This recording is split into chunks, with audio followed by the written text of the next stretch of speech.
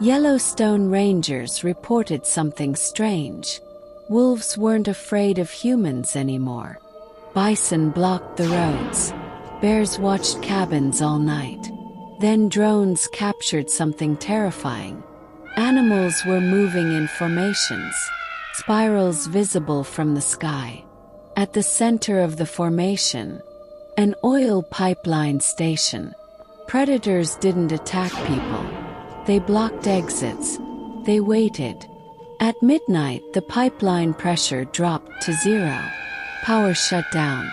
And every animal dispersed. No panic. No violence. Just coordination. Wildlife adapts quickly to environmental stress. But adaptation sometimes leads to intelligence.